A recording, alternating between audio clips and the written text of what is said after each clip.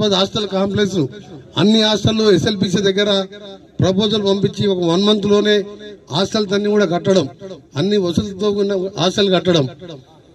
అందుకని మీరందరూ కూడా ఇంతమంది కోట్ల రూపాయల ఆస్తి కూలగొట్టినప్పుడు ఒక్క మాట నీ మాట్లాడిందా? కంపెన్సేషన్ ఇవ్వకుండా ఏమన్నా ధర్నాలు చేసినా చేయలే.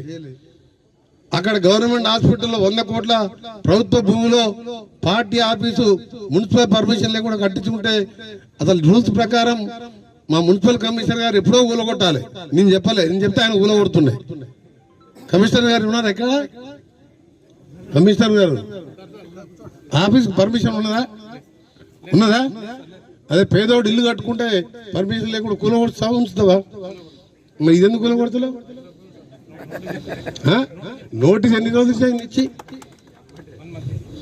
1 month కాలే, 2 months అయింది. ఎన్ని నోటీసు?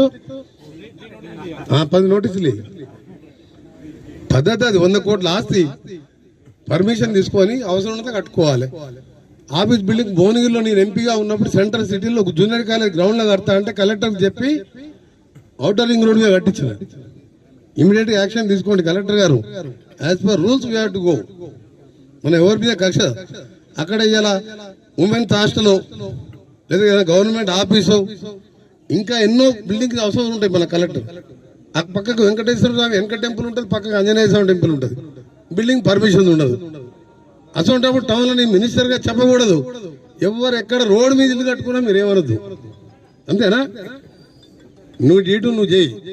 ఇది minister order means government order. You go as per rules. Common మ్యాన్కి ఏ విధంగా ఉన్నాయో ఆ విధంగా చేయాలి. ఇదంతా ఎందుకు చెప్తున్నంటే ప్రభుత్వ ఆస్తిని కాపాడుకోవడం, ప్రజల ఆస్తులను కబ్జాలు చేస్తే రౌడీజం చేస్తే రౌడీజం బంద్, అభివృద్ధి లక్ష్యంగా పనిచేస్తా. పేదవాడు వస్తే నా సొంతంగా నా దగ్గరగా నా పిల్లల్లాగా వాళ్ళని చదివించుకుంటూ పేదవాళ్ళకి అండగా ఉండడం, నల్గొండ టౌన్ ని మోడల్ గా చేయడం నా లక్ష్యం. కాబట్టి కొత్త కలెక్టర్ గారు వచ్చింది కాబట్టి కలెక్టర్ గారికి కూడా నా ఐడియాస్ ఏందో తెలియాలి. కాబట్టి పత్రికా ముఖ్యంగా చెప్తున్నా కలెక్టర్ గారు, మీరు వేరే తిరిగా అనుకోవద్దు. ల్యాండ్ అంతా 100 కోట్ల భూమిలో పర్మిషన్ లేకుండా బిల్డింగ్ కట్టుకోండి. వాళ్ళకి కావాలంటే అప్లికేషన్ తీసుకొని అవుట్స్కట్ లో గవర్నమెంట్ ల్యాండ్ చాలా ఉంది, వాళ్ళకి ఇవ్వండి. This the government as a minister and means I'm representing government of Telangana. దా విధంగా ల్యాండ్ కూడా ప్రొటెక్ట్ చేస్తాం. మీ అందరికి కూడా మళ్ళీ చెప్తున్నా, ఇక్కడ ఉన్న టీవీల ఆధారంగా మళ్ళా మీరు వచ్చి మీరు టీవీలో పెట్టి మాట్లాడుతున్నా అడగొద్దు. ఎక్కడ బైపాస్ రోడ్ వచ్చినా ప్రజల కోసం వచ్చిందే తప్ప నా కోసం కాదు, ఎవరి ఆస్తులు కాదు. నాకు 5 గజాల భూమి లేదు. నేను చెప్తున్నా 30 ఏళ్ళకెళ్ళి ఒకటే ఇంట్లోకి రాయకుంటాను.